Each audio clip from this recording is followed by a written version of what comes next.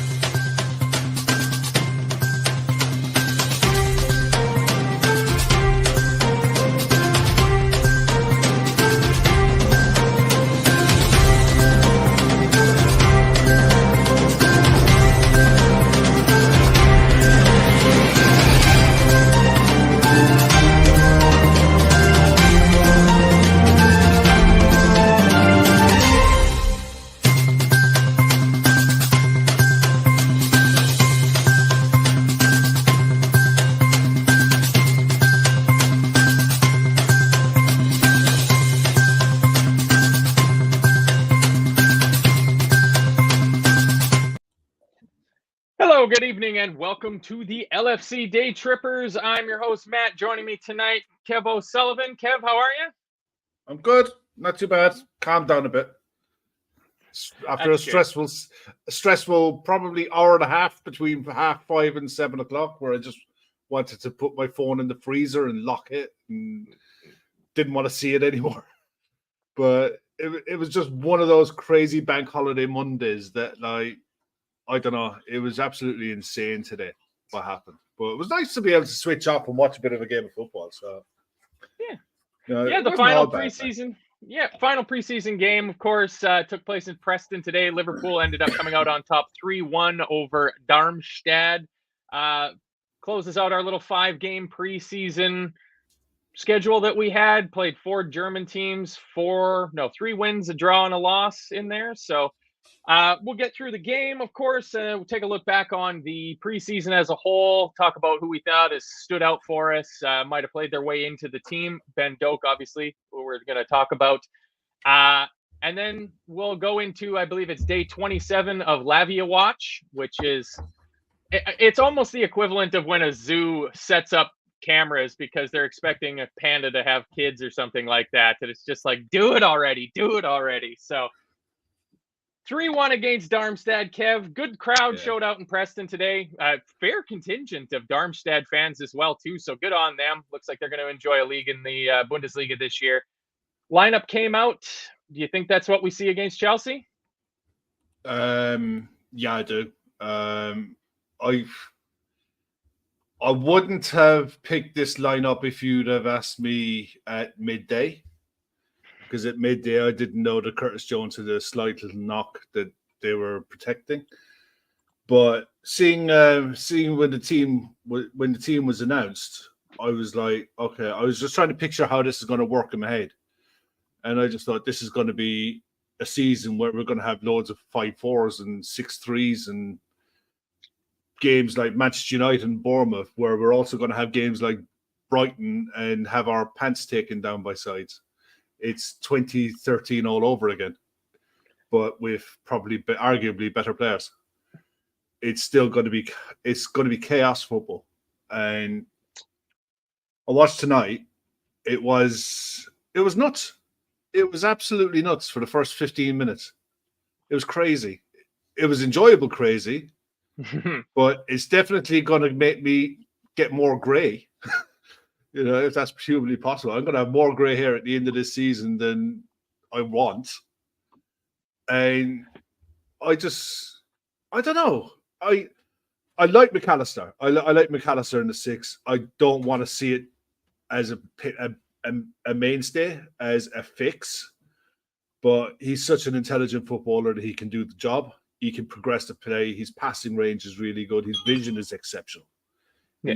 He sees things from that middle of the park that not a lot of other players see. And you can tell the difference between McAllister in that role and Trent in that role. McAllister's natural midfielder, and he's pretty much been a striker who's dropped back, and he has that sense, the spatial awareness of what it's like to be in the middle of the park.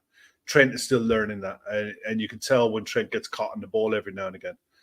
But look, overall tonight on the game, there was a lot more positives than negatives. I mean, I don't know how you see it. I was happy enough with the attacking side. I thought it was really congested when we attacked. We almost overcommitted in attack and got ourselves sucked in and caught in the counter a couple of times. And better sides will punish you for it.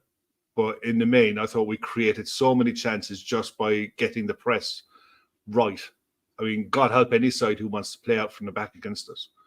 You know, you're almost inviting sides to just go ahead, I dare you. You know, I double dare you. Go on, see if you're hard enough. And yeah, it's an awful lot of sides are just going to look at that and go, nah, we're pumping it big and long up to the big fella up the front. There are not many sides are going to play out from the back against us. We'll get chances from that. We'll get goals from that this season. But at the same time, it's glaringly obvious. Like everyone in the chat's been talking about already. It's glaringly obvious what we have today. There's a massive hole in this squad that needs filling, and it needed filling weeks ago.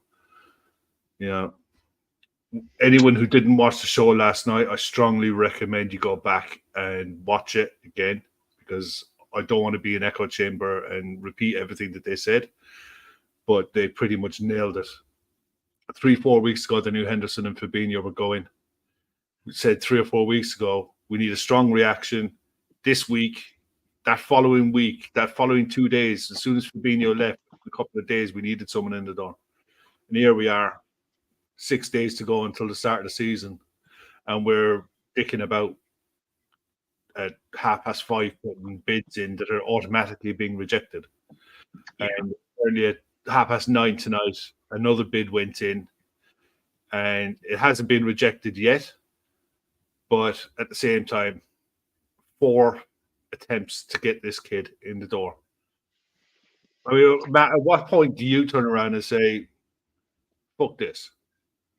You know, I think in the next 24 hours is when, like, I'm baffled by the whole Lavia thing. He's obviously a player that Liverpool like. We've obviously tried to get him out of Southampton.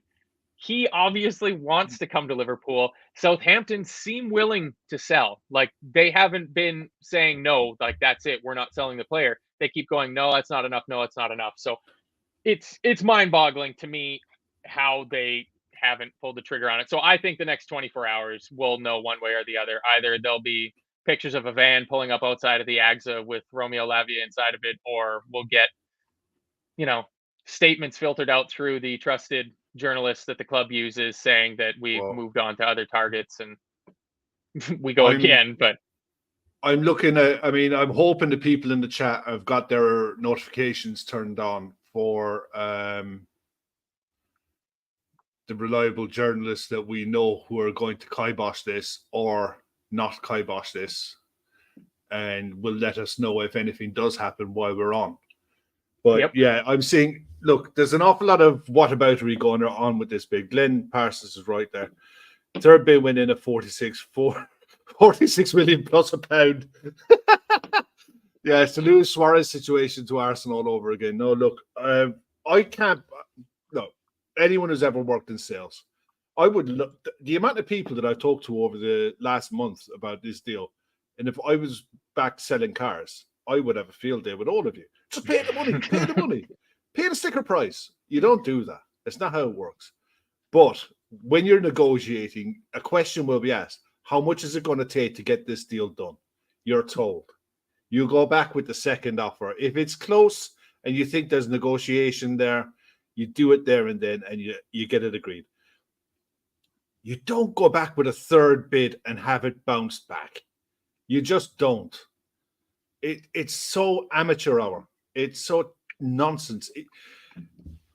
Even if you're playing career mode on FIFA, you can put a bid in for a player. It'll get bounced back. If you get your second bid bounced back, you're kicked out the room. You don't get to put a third one in. That's a video game. You don't go back 4 or 5 times for a player that, let's be honest, this kid could be an absolute world superstar in a few years. He doesn't start for Man City. He doesn't start for Chelsea. He doesn't start for Arsenal. He doesn't start for Manchester United. But we're breaking our balls to try to get him, and we're being made to look absolute fools. What's going on? What the fuck is going on? The thing is, Matt, we're two of the most positive people when it comes to owners and club and FSG and getting things shit done, and they'll sort it out and all this shit. But you're sat there like, what are you doing? This is stuff that you expect in the Championship when sides are struggling and they haven't got a pot to piss in, and they're trying to get a player that they know they can't really afford, but they really, really want him. Do you know what I mean? We're not that. We've never been that. So what the fuck, like?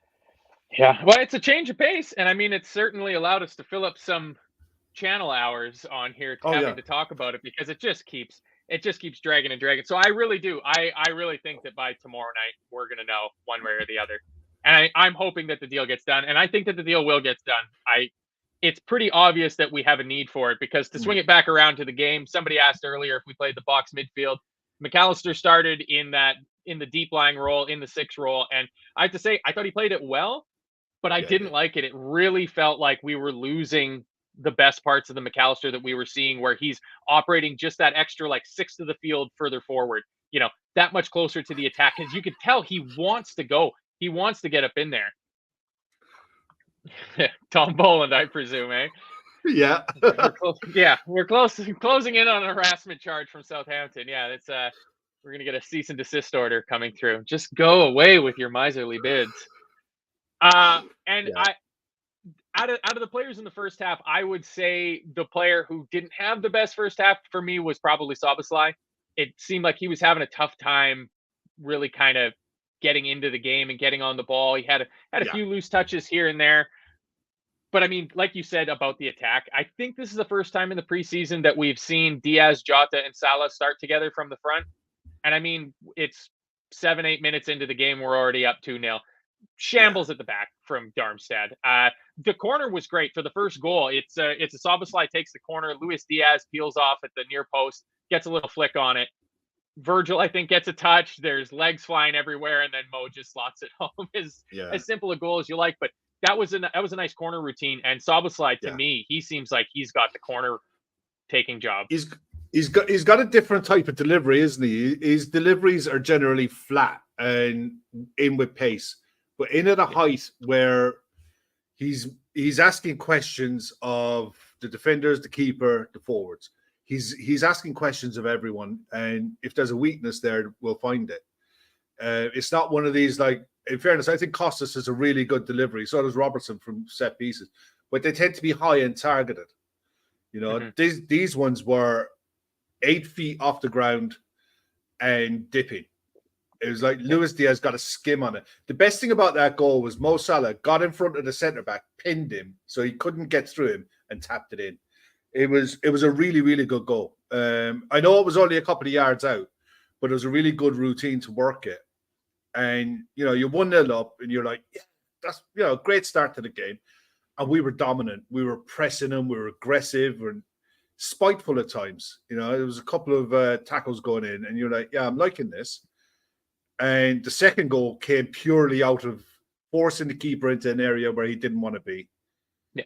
Salah turned it over, knocked it back, and Jota, calm as you like, just slotted it past the keeper. 2-0, 8 minutes gone. Lovely goal. But it was a goal that came out of pure hard work and aggressive attacking, defending. It was exactly what you want to see. Exactly what you want to see. I absolutely love that.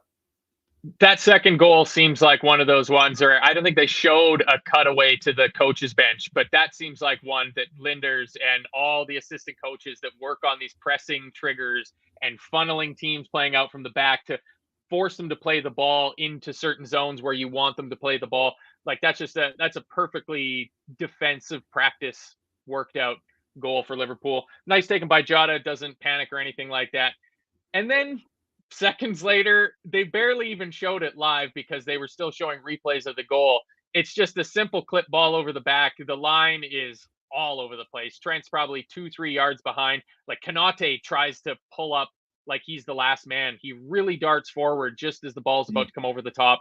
And it seems like Trent was taken completely unaware that Ibu was pulling up to try to play the trap. And the guy was well onside. And it seems, Kev, like that's the goal you can presume is going to get given up the most by this Liverpool team this year, isn't it? Just A little exchange of passes in the midfield or back to the defense, and that one long ball with a well-timed run beats the offside trap, and Allison is left on an island, and any decent striker scores.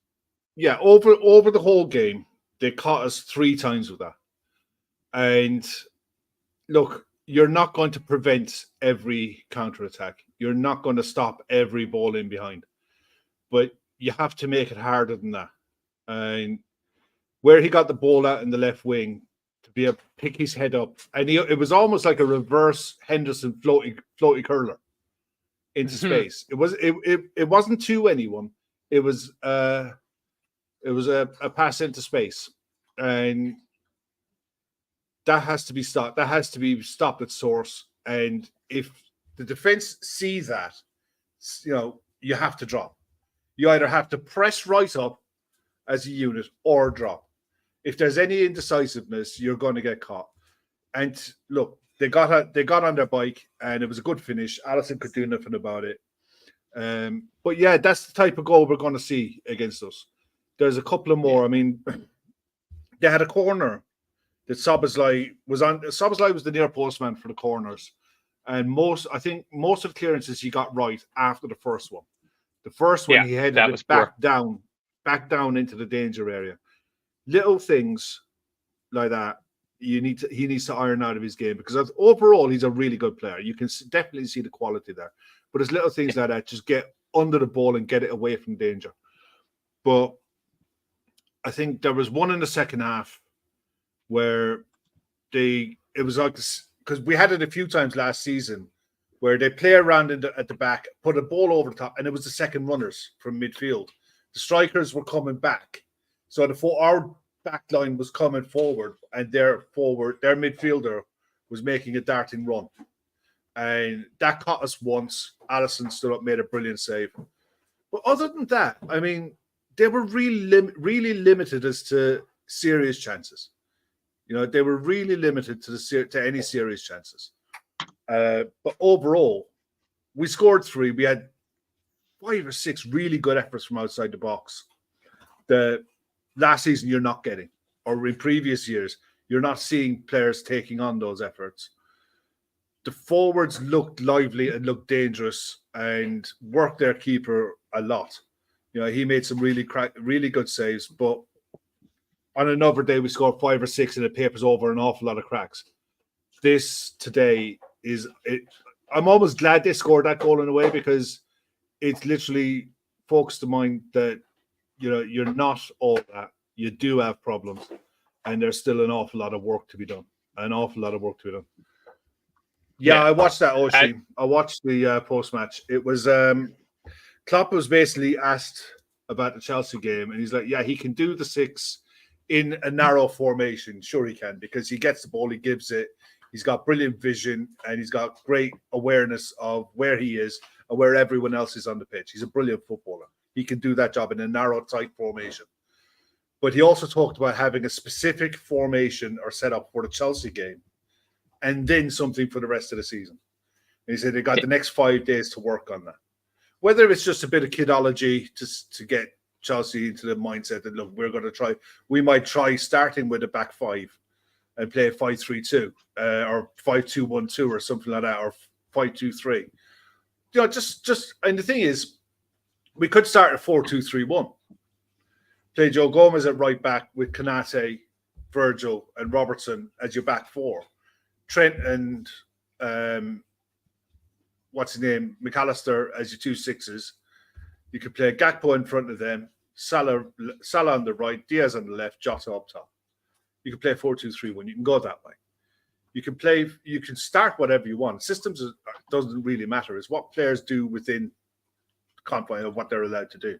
You can't give up too much space. You have to be compact. You have to defend properly. And you have to attack with aggression and numbers. It was like, it's the basics of football. Because there was a time in the second half where we just went 4-4-2. And we looked like we managed to get real control in the game. More so when the changes came, I thought. When the changes came on the hour and the first raft of subs came in, we instantly looked better. I thought we gained more control. It wasn't to do with the players that went off. It just looked like they came on, and you're looking at, you're 17 years of age. Would you go away and play some youth football or something? I don't want to see you for another 5 years. But no, it was just one of those games at the end of the preseason. You could see the positives in the work that we've done, but there's definitely a lot more work to do. Yeah. One thing I noticed after we made the first draft of changes and Robinson went off for Simicast, but Trent was still in the game. Simicast looked much better stayed wide. Yeah, like playing that role though of not having to invert. Of you just do the same job that Robertson was doing. You can get forward when you want to get forward, but let Trent drift in and be that quarterback, and don't have you do that. So, I mean, that was a little bit better. I talk about standouts. Cody Gakpo, my goodness. Like, what? He's good.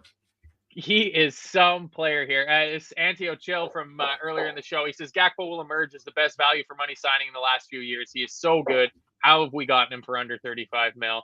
I love how comfortable he looks playing in midfield.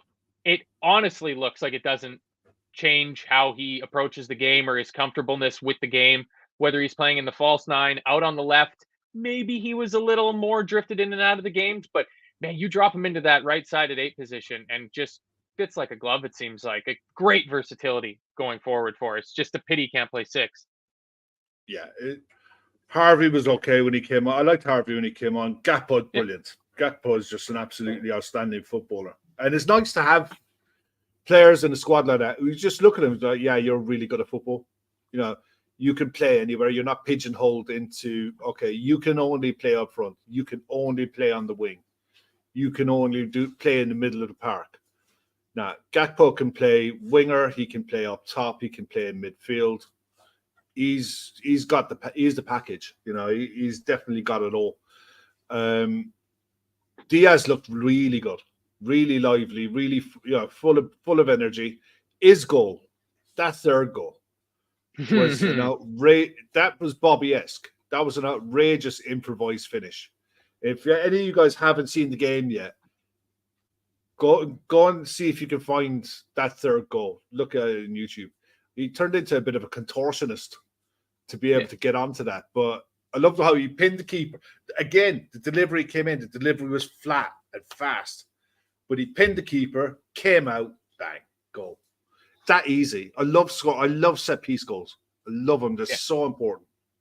Can't be. And we're looking sharp. Like, I mean, last season it didn't feel like it, but we actually had one of the better defenses against corners and set pieces, and we're one of the more dangerous teams in attack. But like, the center backs seem to be finding that little bit of space that much more. You know, like Virgil and Ibu in the box, they seem that much more commanding off of corners. And like you said, like, I just think the change of delivery from Szoboszlai, it just takes all of the video work that other teams have done on how to defend our set pieces, because you just presume it's going to be Trent or Robertson, depending on which angle we want to put the ball into. But just having Szoboszlai there, who hits the ball so differently to those two, it's very exciting. And I mean, in terms of defensive corners, it seems like everybody for the most part is targeting that back post. We seem to be getting a lot of teams floating the ball into that back post. And like, I think today, was it Szoboszlai that was maybe pinned down, or maybe Gakpo, like 2-on-1 at the back post sort of thing. And he defended it well enough when we scrambled it clear, but like, that's going to be an issue to work on. But so far, that part of it has looked pretty good. It's looked pretty solid. That was a big worry for me with the players that we've lost. Bobby was brilliant in the air defensively at our core, at defending corners, getting the ball away. Henderson, Fabinho, big 6-foot+ guys. You know, they were these. You know, we're not exactly the tallest team around at the minute. You know, it's like when you look through the middle of the park, it's not as big physically as what we have been.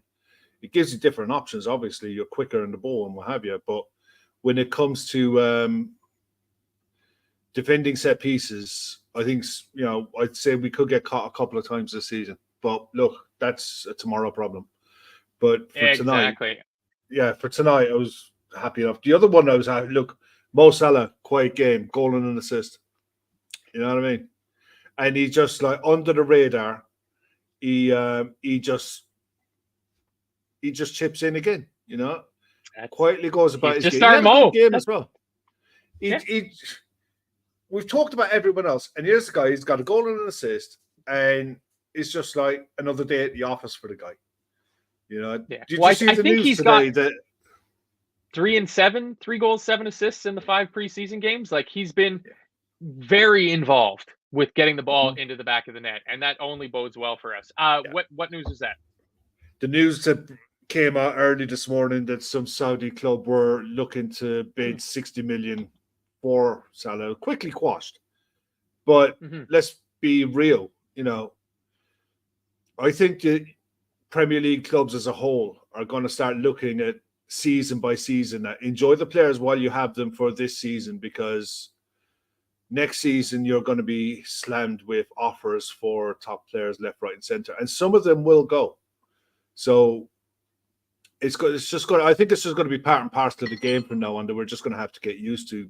Sides are going to come bidding for our players, and there's some players that you will look quite happily and favorably to accept bids for, but others you have to be strong enough to say no. And Mo is definitely in that category. I think it's going to be a different question is going to be asked next year, but that's, you know, down the line.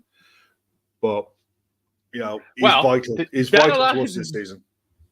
Yeah, no doubt. And it feels like I've got my fantasy lineup somewhat set for the weekend, but I'm now wavering of whether I need to get some movement done in there so I can put Mo back into the team, because I currently don't have him in, but he's 4 or 5 years in a row scoring on the opening weekend of the year. So, you know, he feels a good choice. But I mean, in terms of leaving, I'm not worried about that. I saw that late last night for me, came through, you know, Twitter via Reddit, stuff like that. Right. Okay.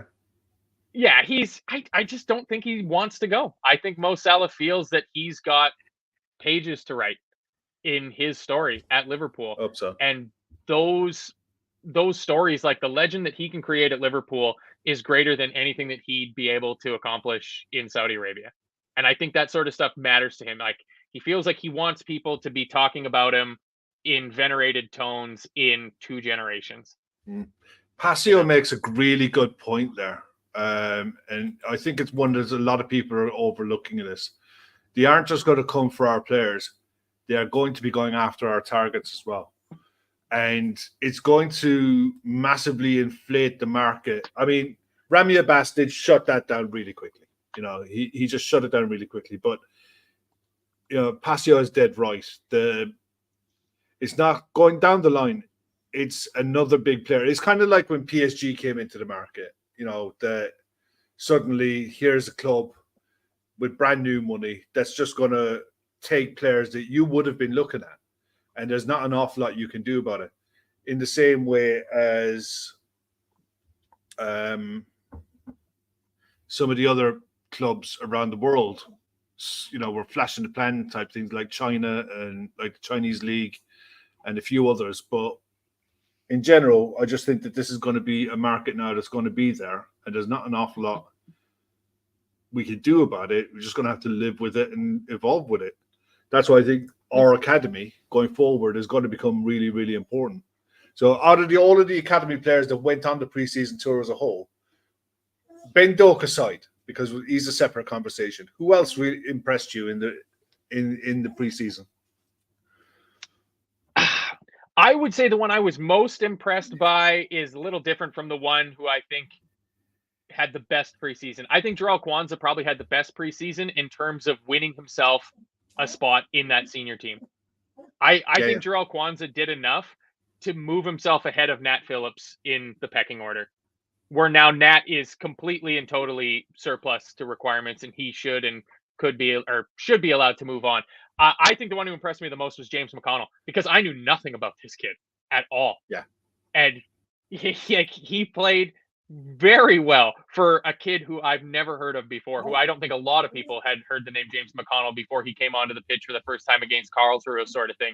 Played in all the preseason games, played in the 6, even though he's not come through the academy as a 6. From what I've heard, he's come through as an 8, more attacking player. So he's moved back in there, and like, it was extremely impressive. But I mean, he's got absolutely no chance. Maybe if the Europa League is sewn up well early, you know, like we get a repeat like the second leg against Milan from a couple years ago, where you got guys like Max Woltman and stuff like that got to have a run out at the San Siro.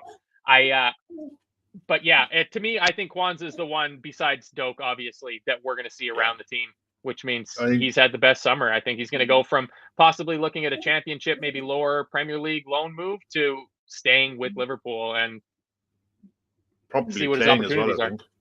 think Thomas Ray makes a really good one there. Clark was very good.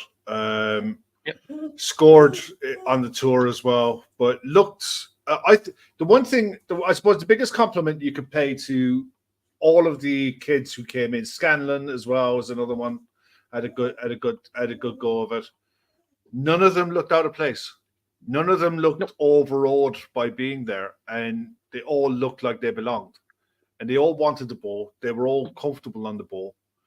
And, you know, whatever happens to their careers going forward, you know, a lot of them, most of them won't make it with us. But the whole point, I suppose, of these kids is kind of like what Chelsea have done, is to build the best academy possible to be able to fund your first team when you need to supplement it with quality players. You know, you've often seen Chelsea selling academy players for 20, 30, 40 million pounds. You know, and I think there's definitely a route for these kids to go and play some real, you know, have real good careers. They all won't make it. They all won't make it with us. You know, that's nailed on. But I think one that definitely will. I think two that definitely will. Clark is probably the third one. But Kwanzaa for sure. But Ben Doak, I mean, what I could talk about him for hours. What do you make of him? Because he's so electric. Like, obviously, I wasn't aware of even the Premier League as an entity, let alone following Liverpool when Michael Owen broke through. So I didn't get to experience that, having a true great talent emerge from the youth setup at such a young age and just take the thing by storm. I don't know if it's going to be that level, simply because there's a player in front of him. Like, the only way that could happen, like where that fairy tale story could play out, is if somehow Mo Salah gets injured, you know, which doesn't happen. And fuck me, please don't let it happen now. You know, the worst jinx ever. But he's answering the question of who's going to be that backup for Mo, because Mo wants to play every game. He wants to play every minute of every game. So you really have to try to rein him in. But he's going to play 70, 80% of the minutes in that right wing position over the course of a season. It'd be 100 if you let him. You know, who's going to cover for him when AFCON comes? You know, that was a big question at the start of the summer, is like, we're losing Mo Salah in January for the AFCON. We don't know how many games, 3, 4, 5 games, maybe. Who's going to play that right wing position? Well, you know, maybe you can move Jota, maybe you can move Diaz, yada, yada, yada. Now, I don't think there's a lot of us that would have a huge issue if the first January game, I think, is against Chelsea, but I'm pretty sure we've got like a Bournemouth or somebody else like that when Mo's gone for the AFCON. I've got no issue with if Ben Doak starts a January game, you know, away to Bournemouth. I think that what you'll find by then, hopefully he'll have played minutes. I think he'll be used off the bench mostly. You know, I mean, be it in Europa League, the League Cup, he'll get starts in the domestic cups. I don't know if he'll start Premier League games. I think more than likely what you'll see is Szoboszlai or Harvey Elliott starting. But I definitely see him as an option off the bench in games, because 20 minutes to go, you know, you're 2-0 up and you've got to go and try to chase the game. And here comes this kid who's just going to run at you, and he doesn't care. He doesn't care who you are, you know. And the thing is, Doak will be amazing. He will not be a Traore who will be, that's it in a nutshell for me. Once he finds the end product, if he can ever figure out how to score at this level, he's scored at every level that he's played at all the way through. If he finds his shooting boots and starts scoring goals, if you're good enough, you're old enough. I can see him forcing his way into this side if he starts scoring. But I've seen plenty of careers blossom because of minutes gained in Europa Leagues and League Cups, and just players sharpening elbows and saying, I'll show you that once I start, you're not going to drop me. He's Gabriel Martinelli. is a perfect example of what you're talking about. about. Yeah, it is. Harry Kane. He had his break. Harry Kane. Yeah, exactly. Like there's another one. So I mean, shit. If he hits those levels, we are very, very, very happy with that. But just his burst of speed is so fast. Like there's a saying about Kenny Dalglish, like he ran the first 4 yards in his head, or the first 4.5 feet were run in his head. He was that quick off the mark. Obviously, again, no experience watching Dalglish play outside of YouTube clips, sort of thing. But like Mo has that burst. Sadio had that burst, where from a dead stop, receiving a long ball over the top and you kill it dead with one touch, and then you square the defender up, and then you're just gone. And he's got a good touch. Like he's not knocking the ball way too long every time. Like when you hold turbo too long playing FIFA trying to get around somebody, you just kick it right out of bounds and throw the control across the room. I'm pretty good at that. Yeah, exactly. Aren't we all? But like, yeah, he's taking the ball down well. The team looks like they're ready to pass him the ball. Like, yeah, it's just that final touch. I mean, start curling a few in, and I mean, you knock in 1 or 2 goals, and all of a sudden, like, and we see it with other teams, and it bothers me with other teams of United fans going mental over Adnan Januzaj. Or I lump Garnacho into that box. Ilanga was in that. Like, there's always the ability to break through and like force yourself onto the scene as a young attacking winger. If you just come in late and you score a big goal late that changes the outcome of a game from a loss to a draw or a draw to a win, it's huge. And then you just build on the pressure and move from there. So he's without doubt the most exciting thing to come out of preseason. Like, I don't even think that there's a case to be made for anybody else. The smart choice would, of course, be Alexis McAllister, because he is just such an obvious footballer. Like he's a proper player. We got him cheap. We definitely got him cheap. But I look at Doak, and I see what City have in Palmer and Foden, and what Everton had in Rooney. I think the sky's the limit for him. I hate to be the one and heap all of that on him, but I think he could be that good and better. The sky's the limit for him. And he couldn't be in a better setup, because Klopp has already shown with the likes of Trent, with Curtis Jones, that he will play you if you're good enough. And you look at what he did at Dortmund with some of the younger players that broke through at Dortmund, the Marco Reus's, the Goetzes, all of these young talents that he had there. He played them, and he found ways to play them. There's obviously massive issues at the club at the minute, no doubt about it. But the one thing I can safely say is, going forward, we're going to create so many problems for sides that we play, Chelsea, Bournemouth, whoever, that we're going to come up in those 4 games. They're going to have to be right on it. And it's, we'll concede for sure. We're not going to, I don't think we're going to keep that many clean sheets in the first half of the first 10 games, but we will score plenty of goals. And it might just be a case of see where that gets you. Isn't this working? Here we are. Question from MP with the awesome Galaxy avatar there, which I really do appreciate. Wanted to know, would you rather he being Doak here, 35-40 times for a championship side, or make 7 to 10 appearances for us? I would rather keep him. I'd rather keep him with us for the simple reason. I think at his age, I don't think he's physically ready for a full competitive season where you're starting week in, week out.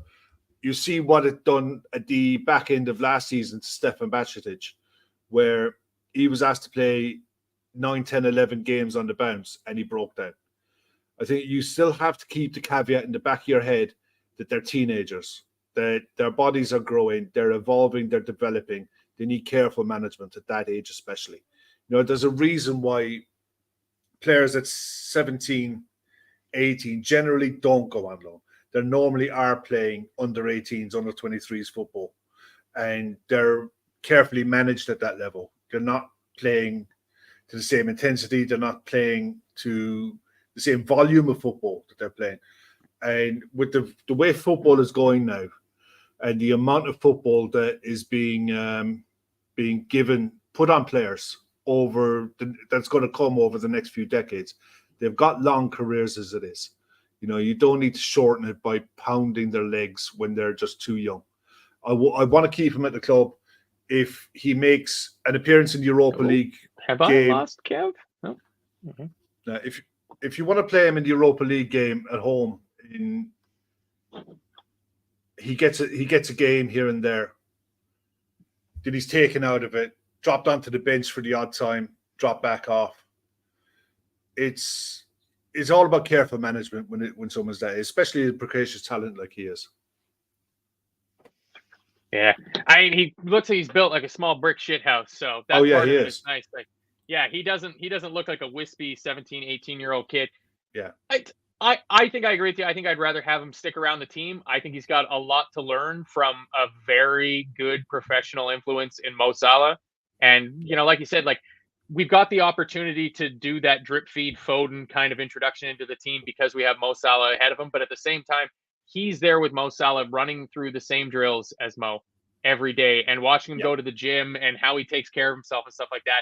And I think that is more valuable than just pure game time at this point. I think you can still lay really, really positive groundwork for him to build a professional career on that will serve him much better in the long run by sticking with the team this year. And then if he explodes while wearing a Liverpool jersey, not with a Blackburn top on or something like that. Because you never know when you loan a guy out that's just going to have a great season and you go, shit, wish we had him playing for us right now.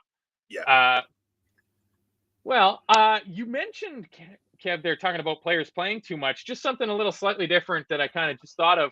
What did you make of the, I don't know if it was an Instagram post or a tweet or whatever from Raphael Varane? Did you read that? I 110% agree with every single word that he said, bar none. No, he was absolutely 100% right. I think more so along the lines of the volume of games that players are going to be asked to play from the end of this coming season onwards. You've got the expanded Champions League, which is going to add an extra layer of fixtures. You've got the expanded, all of the European competitions are going to be expanded. You've got a World Club Cup that's going to be dropped into the calendar that's never been there before. You've got international tournaments where World Cups are being expanded to 48 teams, African nations, European championships, Asian Cups. Everyone wants more and more and more. And what they're forgetting is these players are breaking down in their early 30s again, like they used to. His other point about the referees and adding on injury time and what have you, look, as soon as the weather turns cold, the referees will be blowing for 3 or 4 minutes at the end of every game and going back into their dressing room for their cup of tea and their bovril and pissing off home because they're unaccountable and they can't be questioned by anyone. And thou shalt not talk to your betters like referees in a not so nice way because they will just send you off. Bunch of protected species bastards. Can't stand the prince.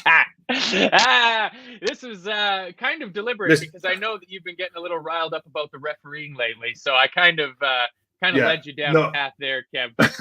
No, I was watching the game. Yes, I was watching the game yesterday, right? And I saw an incident where Alvarez was on the touchline, and the referee blew up for a foul. He kicked the ball out over the line, 4 or 5 yards. Ball was dead. The game was stopped. The Arsenal player got the ball from the multi-ball, put the ball down, wanted to take a quick free kick. The ref wouldn't allow him to take the free kick quickly because he wanted to go and book Alvarez and give him a stern talking to. A few minutes later, the referee wanted to stop the game and go over to Mikel Arteta and give Legohead a nice stern talking to. All because he waved an imaginary yellow card and looked like a jackass. So what? He looks like a jackass in 38 games of the season. If they want to stop,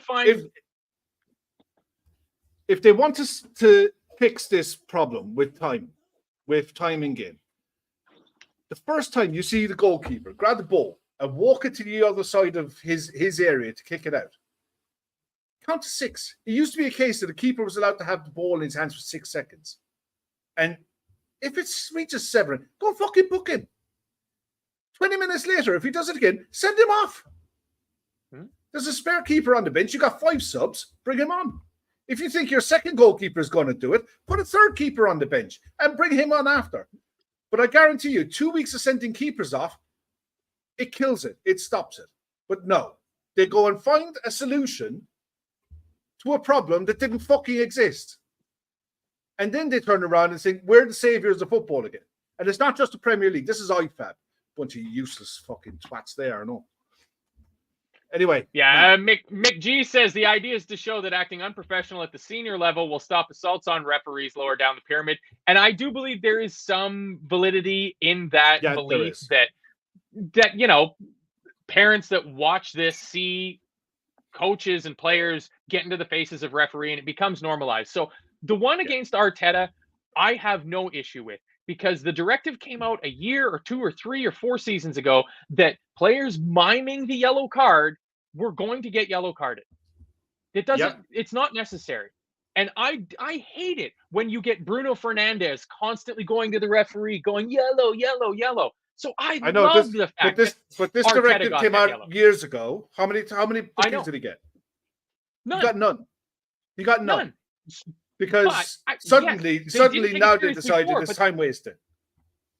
Is it not better that they're deciding to do that? No, because they're trying to. But I'd still rather have them do it. I guarantee you, 10 games in, this will be a non-event. This will be a nothing. At least we get 10 games then, Kev. We could see Jordan Pickford get sent off twice in the first 10 games of the season if they hold this line for 10 games. If they wanted to sort a real problem, go back to how they refereed the 2018 World Cup. When sides who were getting corners were putting the ball into the box from a corner where the centre-back wasn't hugging your striker. Because as soon as he was seeking to put his arms around your striker, it was a penalty. Fix real problems. Fix real problems that exist in the game. Oisin's point about acting professional in senior level. At senior level, at 92 club grounds, professional club grounds, plus in the non-league, they have a multi-ball system. If you're playing Sunday League football and some twat decides to kick the ball halfway into the other pitch and the goalkeeper's got to go and walk and get it, by all means, book that guy. Because that's pure time wasting and taking the piss. When you got multi-ball, he's kicking the ball out off the pitch. He's doing what?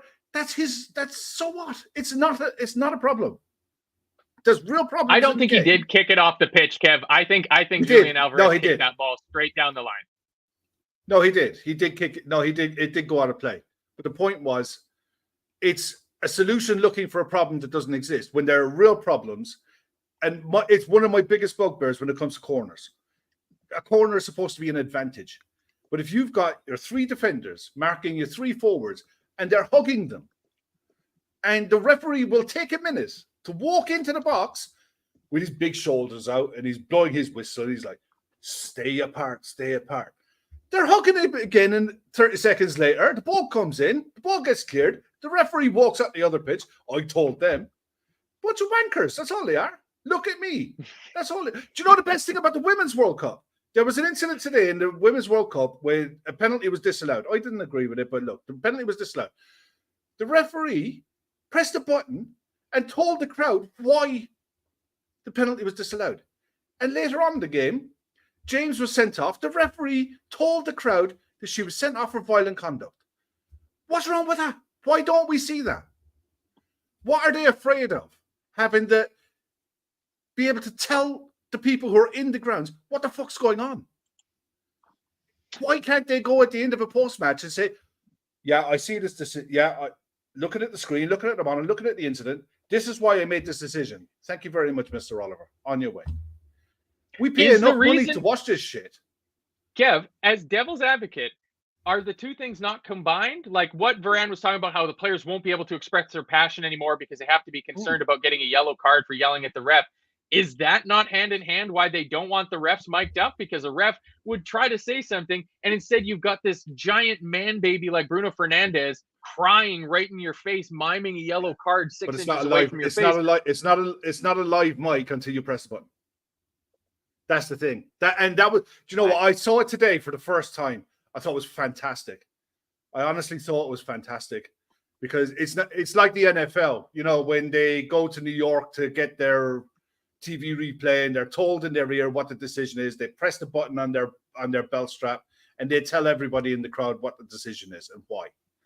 And it's a little thing, but it would help the fans in the ground so much, especially at grounds like Anfield where you don't have a monitor.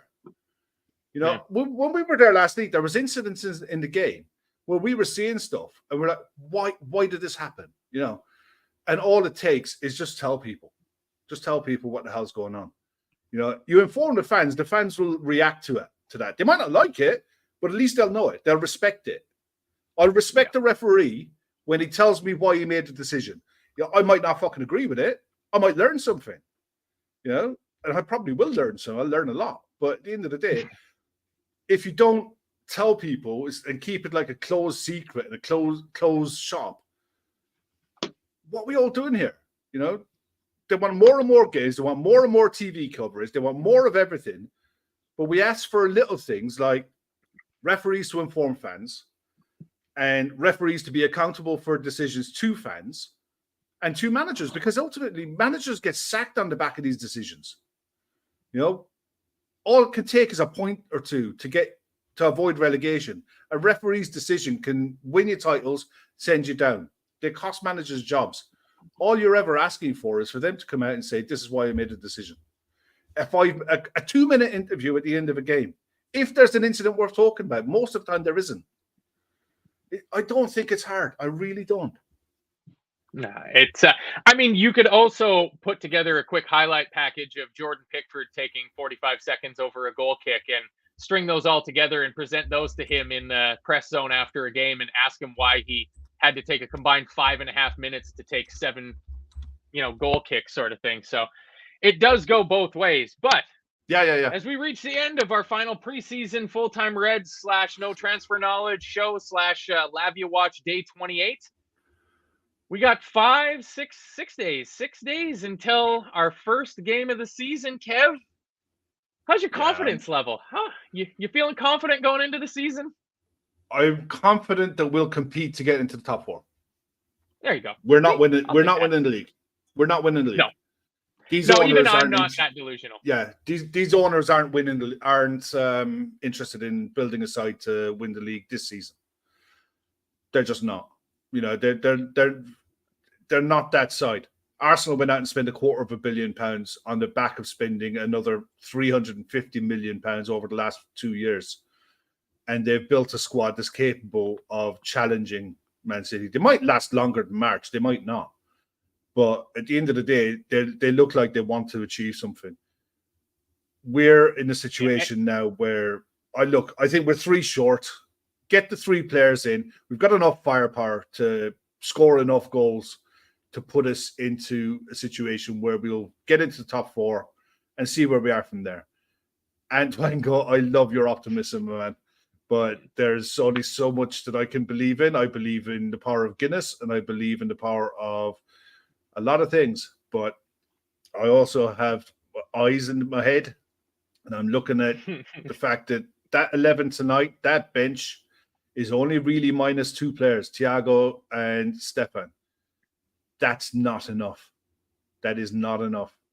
There are 8 sides in the Premier League, I think, capable of getting into the top 4, and we're one of 7 who are not really going to win the league. And that's just the truth. I have a tough time seeing how enough teams take points off a City for them to not put up 95, 100 points again.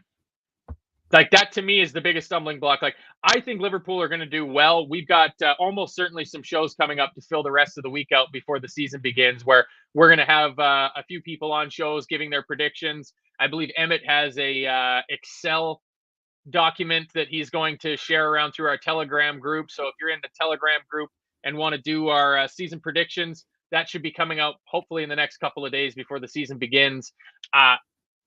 I'm trying, I'm thinking about, how can I justify Liverpool winning the league? Because I want to believe, like Antoine Goat, that we'll win the league. That's what all of us want at the end of the day, is we want to win the league. And I think the bottom, what will end up being the bottom 10 teams in the league this year, I think are going to be diabolically bad. I think the bottom half of this year's Premier League is going to be pretty dire. And then the ones above that are like Aston Villa, I think, is a good team. I think Brighton's going to be a good team again. Chelsea will be improved. Spurs are an absolute wild card. Who knows where they're going to go? But I mean, Luton Town, like it looks like it's going to be a one and done for them sort of thing. So I can justify thinking we can get 4 out of 60 points off the bottom half of the league, but I have zero faith in this Liverpool squad team as it stands right now. I don't know how they'd beat Man City. I just don't. And if we can't beat Man City, then there's not a lot of teams that are going to go and take points off of City. Like, it's hard to see Wolves beating City twice this season. Matt did say that his connection was a bit iffy for the last few days. I'm sure he'll be back in a sec. I think the way that this season is going to go, I think we've got to improve the amount of points that we took from last season. You know, if we can take as you know your bottom 10 sides, if we can look, you're playing them twice, 20 games, 60 points. If you can look to take between 50 and 55 points off out of those games, and then see where the rest gives you out of the back of that, you need to be taking another 30 to 35 points out of the rest of those games. That puts you on between 80 and 90 points. You know, it's one of them. I don't agree with you with the bottom 10. I think there's enough quality in the league, up and down the league, that I think most sides have players within their squad that can hurt you. You know, be it from set pieces, set plays, pace up top, strength, power. This league is unforgiving if you're not on it. You know, it's one thing I 100% believe. We just got to be very good for a consistent period of time. People forget. I mean, for a lot of the naysayers and the doom and gloom, me included in where I am at the minute, we finished the season pretty strong. You know, so we can build on that. Confidence is another thing.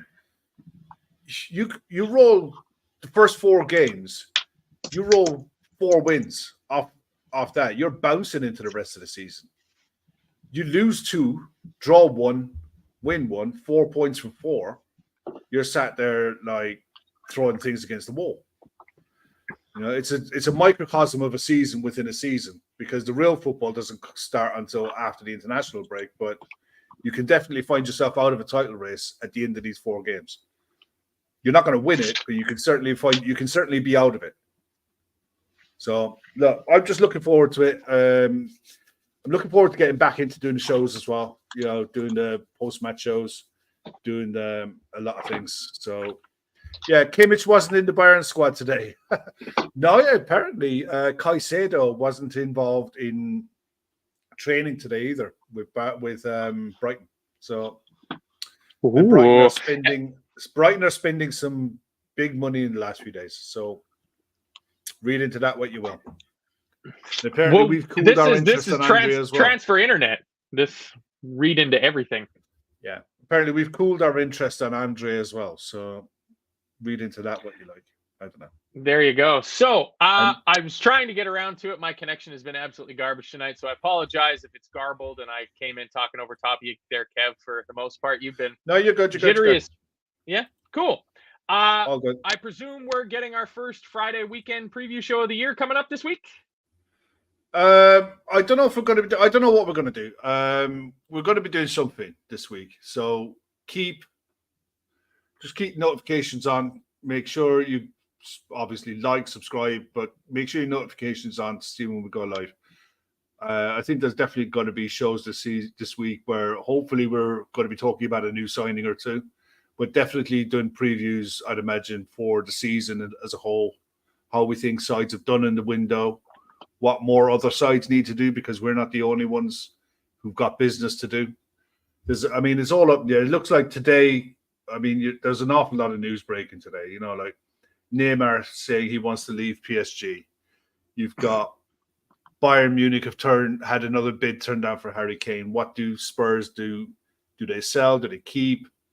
West Ham have done a deal to bring in Edson Alvarez. A lot of people were talking about him for us, £32 million. And that's where I think the thing goes back to for Lavia. Edson Alvarez is 25 years of age, established Mexican international, seasoned player in the Dutch league. You know, he's credible in the position, and West Ham were able to get him for £32 million. So either there's an awful lot of people are really looking at Romeo Lavia and thinking you're the second coming of Christ, or we're getting our pants pulled down because we are in desperate need. Both things can be true at the same time. Well, on that, that's a holy bombshell on which to, I think, end it. So, This show tonight brought to you by bookmakers.com. The season is fast approaching. The NFL is coming back. So if you're into a little bit of the sports gambling, head on over to our sponsor, bookmakers.com. Get the best odds. If you're going to spend your money, you may as well get the best odds while you're doing it, because to do otherwise seems putting silly on top of silly. And of course, our charity sponsor, our partner for the show, is the 12 women from the Dublin GAA Club running the Dublin City Marathon, raising money for breast cancer awareness. We've been working with them for the last couple of months, trying to get them to a fundraising goal of 20,000 euros. We are getting tantalizingly close to hitting that fundraising target after great work done by both the ladies themselves fundraising and, of course, Gav, who is just the absolute standard bearer and spearhead of all the fundraising that's done on this channel, and all the people that were at the golf day. So if you can spare a few extra euros, dollars, or pounds, whatever it is that you use, head on over to the fundraiser at GoFundMe. It's pinned to the LFC Daytrippers social media accounts. If you go into the description of the show, anything like that, you'll find the link to that in there. But other than that, I mean, roll on. I mean, the actual games are back, Kev. Yeah, it's the best time of year. I love the Premier League, buddy. I absolutely love it. I look forward to there being a lot of Telegram group activity all weekend long, hundreds and hundreds of messages. So it's all good. So thanks everybody for joining us tonight. Hopefully Gav has to put together an emergency show for tomorrow, because we're announcing Romeo Lavia is coming into Liverpool after Southampton accept the 17th bid of 52 million euros. Who knows what it's going to be.